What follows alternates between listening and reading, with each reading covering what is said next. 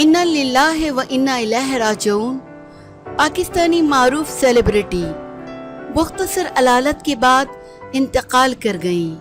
Showbiz industry میں سوگ کا سما۔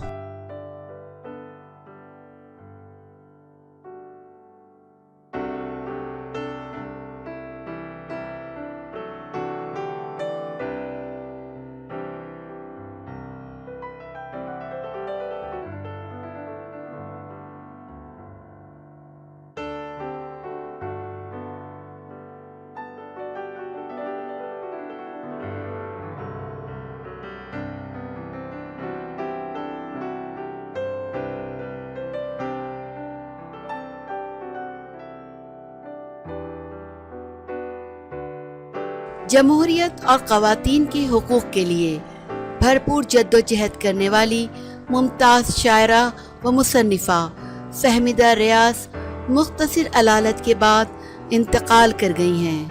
تفصیلات کے مطابق فہمیدہ ریاض کا پہلا شاعری مجموعہ پتھر کی زبان 1967 میں آیا اور ان کا دوسرا مجموعہ بدن دردیدہ 1973 میں ان کی شادی کے بعد انگلینڈ کے زمانہ قیام میں شائع ہوا، جبکہ تیسرا مجموعہ کلام دھوپ تھا۔